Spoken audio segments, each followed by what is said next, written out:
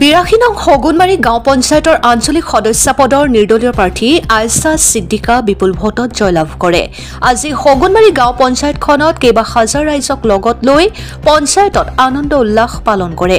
আজি আমাৰ সাংবাদিকৰ সাক্ষাৎকাৰত আয়েশা সিদ্দিকাই কয় যে সমাজৰ উন্নয়নৰ কাম-কাজ কৰিম বুলি ৰাইজক আশ্বাস প্ৰদান কৰে। সদায় ৰাইজৰ কাষত থিয় দিব বুলিও প্ৰকাশ কৰে। Bureau report Arunodoy Assam.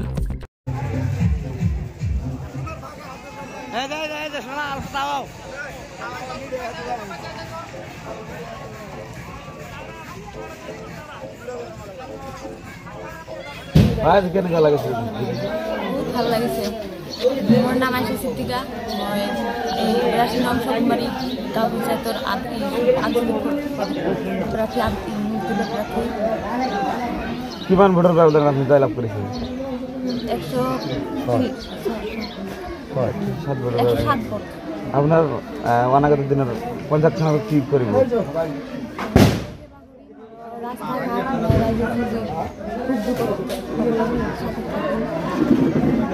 আপুনি যে ৰাইজৰ কাৰণে ইমান ৰাইজে জিতাই দিলে, ৰাইজৰ কাৰণে কি সেৱা কৰিব আপুনি?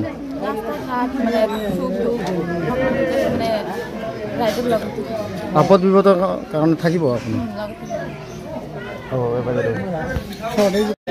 মোৰ তৰফৰ পৰা ৰাইজে বিকল্পৰে জয়যুক্ত কৰিছে। সদায় আমি ৰাইজেৰ সাথে থাকিম। আর যেহেতু রাইজে আমাকে এত বড় নির্দলীয় প্রার্থী আমার ওয়াইফ, যেহেতু রাইজ আমার সাথ দিছে, আমিও যেহেতু চিরদিন যতদিন পাইছি এতদিন রাইজের সেবা করতে পাই। এই জন্য আর 5 বছর না, আমি সারা জীবন রাইজের সাথে থাকতে চাই, আর রাইজে আমার সাথে থাকুন।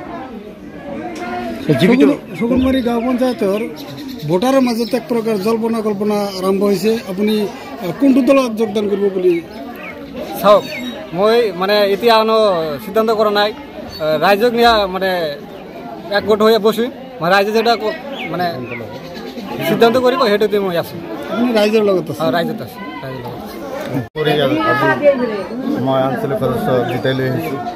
মই হগুনমাৰী জিপি ৰাইজক মই ধন্যবাদ জ্ঞাপন কৰিছোঁ, আৰু আমাৰ কেণ্ডিডেট যাতে ৰাইজৰ সুখ দুখত থাকিব পাৰে, ৰাস্তা ঘাটৰ বিভিন্ন কাম কৰিব পাৰে, এইটো প্ৰতিশ্ৰুতি আমাক আয়েশা সিদ্দিকা দিছে। কাৰ লগত প্ৰতিদ্বন্দ্বিতা হৈছিল? প্ৰতিদ্বন্দ্বিতা কাৰ লগত হৈছিল? কংগ্ৰেছৰ লগত। কংগ্ৰেছৰ লগত প্ৰতিদ্বন্দ্বিতা হৈছিল। ৰাইজক কি জনাব এই সন্দৰ্ভত? ৰাইজক এইখিনি জনাইছোঁ, ৰাইজৰ দলত থৈ পেলাই আমাক নিৰ্দলীয় ইমান ভোটত জিকাইছে, জিকাৰ কাৰণে ধন্যবাদ জ্ঞাপন কৰিছোঁ। ৰাইজৰ মাজত সুখ দুখত আমি সদায় থাকিম।